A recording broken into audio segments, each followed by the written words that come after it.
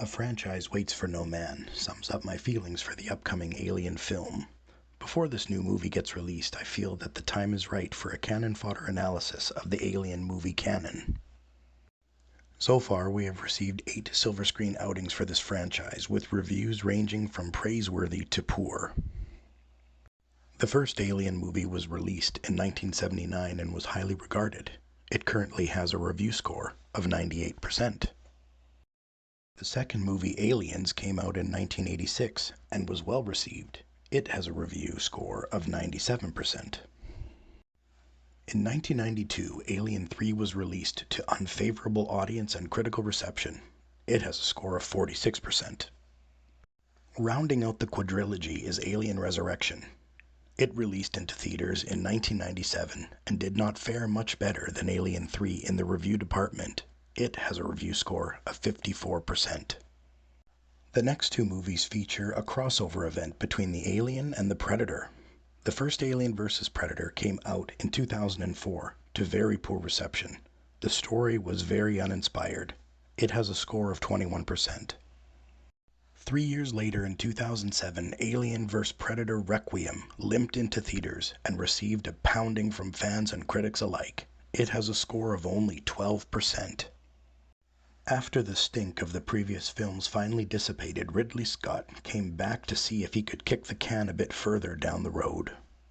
Prometheus came out in 2012 and tells the origin story of the xenomorphs. This movie looked like it could right the ship for the franchise and has a review score of 73%. Alien Covenant released in 2017 and it continues the story that was started in Prometheus. It has a review score of 65%. Before we start the movie analysis, I'll provide a brief summary for each film for my viewers that might need a refresher or a quickie introduction to the Alien story. Alien 1979 is a horror film set aboard a mining spaceship owned by the Weyland-Yutani Corporation called the Nostromo. The ship is returning to Earth after a mining expedition and is diverted to an unnamed planet later called LV-426. The crew finds a crashed ship with a dead pilot and alien eggs aboard. One of the crew is attacked by a facehugger and implanted with a xenomorph embryo. The crewman is returned to the Nostromo where a chestburster escapes and grows into a full-size monster. The alien hunts down the rest of the Nostromo crew, killing them one by one. Ellen Ripley is the only survivor and manages to eject the alien into space. The second movie, titled Aliens, takes place 57 years after the events of the Nostromo. Ellen Ripley has been in hypersleep all this time. A salvage vessel intercepts Ripley's shuttle, and she is revived by the corporation. The corporation has sent colonists to set up a settlement on LV-426, and now communication has been lost. The corporation has requested that Ripley return to the planet with the colonial marines to provide operational knowledge of the creatures. After numerous encounters between the Marines and the Xenomorphs, only Ripley, Lieutenant Hicks, Newt, and the android Bishop escape the planet. Alien 3 has Ripley crash an escape pod onto a prison world with an all-male population. A facehugger has survived the crash and infects an animal on the planet, spawning the Runner Xenomorph. The Runner hunts Ripley but refuses to kill her. She later discovers that a queen embryo is in her chest. With help from the inmates, Ripley explodes the Runner alien with molten lead and then kills herself to prevent the company from obtaining the queen. Alien 4, titled Resurrection, sees the company create a Ripley clone from a blood sample with modified DNA, and they reverse engineer a xenomorph queen. In the process of cloning, the Ripley 8 created is a hybrid, a cross between human and xenomorph. The queen begins to lay eggs, and soon 3 adult drones have been created.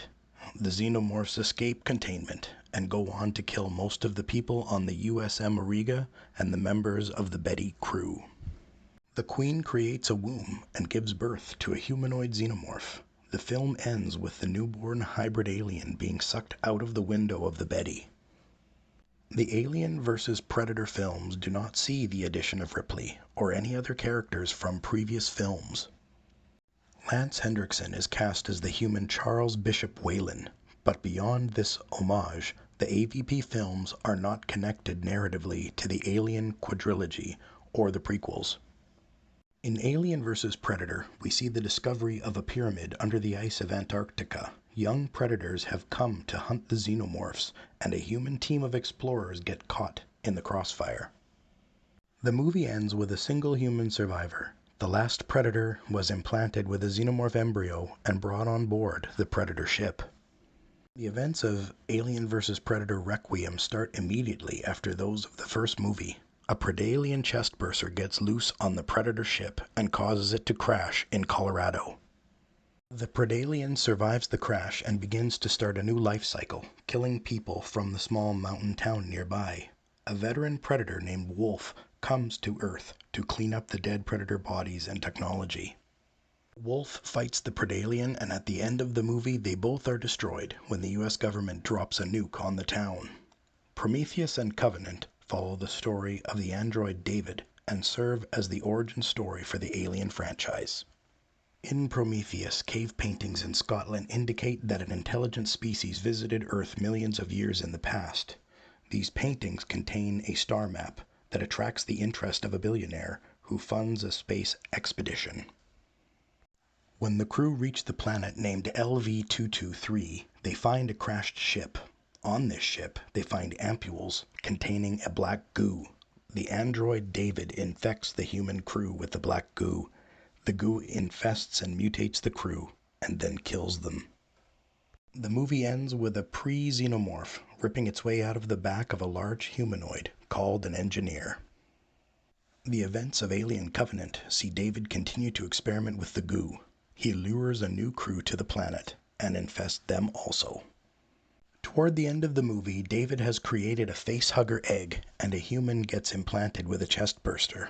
At the finale of the film, we see the adult xenomorph attacking the survivors as they attempt to fly off-planet.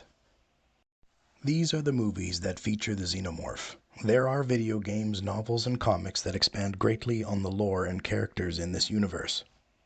Today on Canon Fodder, we will limit our investigations to the silver screen events in order to plot the next Alien logical sequel. Let's begin. This franchise has set up a few narrative threads already, as we have two characters with stories to pursue. The question then is, logically, do we continue with David or the Ripley clone? The upcoming Alien movie is reportedly a standalone story that is unconnected to events from previous films, so not much can be gleaned from this development. With so many paths and characters to choose from, determining a logical sequel becomes a matter of focus. By definition, a sequel is a published, broadcast, or recorded work that continues the story or develops the theme. With so many character stories left unresolved, it's more logical to plot the trajectory of the Alien setting and themes. A theme is an idea that recurs or pervades a work of art or literature. So what are the repeated themes in Alien? In every film, including Alien vs. Predator, the aliens are portrayed as the perfect organism. This perfection makes them desirable for research and combat applications. In Prometheus and Covenant, David experiments with the black goo with the goal of creating a bioweapon that he can control. In the quadrilogy, the company tries to do the same thing, but the results always end with death and disaster. The most well-known aspect of the Prometheus myth is the gifting of fire to humanity. The tale is a cautionary one that warns about the dangers of uncontrollable power. As a theme, perfection is a goalpost, something we aspire to. The movies insist that the xenomorph is the perfect organism. If that is true, then the only road of exploration is away from perfection and towards corruption. The prequels showed us the journey of its creation. The quadrilogy showed us the apex of its power. Narratively, we must explore its change and decline. Another theme present in every film is parasitism, which is generally defined as a relationship between two living species in which one organism is benefited at the expense of the other. The organism that is benefited is called the parasite, while the one that is harmed is called the host. While the life cycle of the xenomorphs has been parasitic towards humans, the movies always begin with humans looking for a way to exploit the aliens. The movies have shown us that the xenomorph adult can take on many variations depending on the form of the host, this being their evolutionary adaptation for survival to take on the features of the host species. What I find interesting is that the facehugger has remained virtually unchanged in all of the media. My investigation tells me that the facehugger is the original form of the xenomorph, that under original conditions, perhaps those found on its homeworld, the facehugger perhaps would grow in size much more slowly. A mating cycle could have seen sexual or asexual reproduction occur without the need for a disposable gestational host. I believe that the removal of the xenomorphs from their homeworld forced the species to adapt and require the chest-burster phase in order to survive on worlds foreign to the xenomorph. I think that if a future story would include my findings, it would display a clearer picture of the xenomorph evolution. The lore would be far richer for the inclusion. Alien Resurrection introduced the idea of hybridization. The Ripley clones were created from recovered DNA. Ellen Ripley's DNA was changed by the infestation process, and genetic strands were extracted to create a xenomorph queen. The queen created also had some latent human DNA. At first, the queen laid eggs, according to the on-screen alien life cycle. Then, for reasons unknown, she spontaneously developed a womb and had a live birth. The newborn alien that was born looked more human than alien, having eyes, a nose opening, and pale skin. In this movie, we have 3 human-alien hybrids, each having a unique biological expression. In summary, the themes we covered were perfection, parasitism, and hybridization. Although these themes exist side by side in the films, they paint a picture of deconstruction. Let us consider this perfect organism. It requires a less than perfect host to survive or at least reach maturity. Then, the hybrid queen, furnished with her perfect life cycle, chooses a less efficient life cycle in order to give birth to a more human-like offspring and ultimately dies. Perhaps the subtext of these films is that the xenomorph is unconsciously choosing to evolve away from perfection because it is chasing higher sentience. That the apex of its form is an evolutionary dead end that will not progress its species towards becoming truly self-aware with personal agency. That for all its savage excellence and survival adaptations, it remains a beast with middling intelligence. In conclusion, to me it seems obvious that the themes and events of the films are logically pointing in one direction. The next logical stage of the story will see Ripley 8 transform into a true human-xenomorph hybrid, her change and possibly something more introduced to the xenomorph species.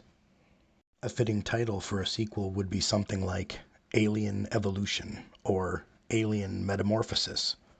The Alien story has always been linked to the Ripley character played by Sigourney Weaver. Fassbender has done a good job in the prequels, and there might be more story there, but in order to move the lore of this setting along, the xenomorphs need a voice. Resurrection painted a clear way forward, with the newborn alien seeing Ripley as its mother, and going so far as to kill the xenomorph queen. The queen changed to become more human by evolving a womb, so it follows that Ripley 8 would also change to become more alien. Ripley mentions in Resurrection that she can hear the aliens, hinting at a basic telepathic connection. Ripley 8 also has acidic blood and enhanced strength, reflexes, and senses. We aren't given an exact age for the Ripley clone, so she could be a child by genetic reckoning. Perhaps after she undergoes an evolutionary maturation, she will be able to communicate or even command drones and subordinate queens. I think there would be enough material for 2 sequels worth of storytelling if my findings are considered. In the first Alien trilogy movies, Ellen Ripley hated the xenomorphs and killed herself to ensure that the company didn't bring a queen back to Earth. Her story ended with her death in the molten lead. Alien Resurrection, by any consideration, is the beginning of the Ripley 8 story path. If a trilogy, would see Ripley 8 become the avatar of the xenomorphs, then two outcomes are logical. Number 1, Ripley leads the xenomorphs into a war with humanity. Or, number 2, Ripley leads the xenomorphs into a far corner of the galaxy to evolve away from human exploitation.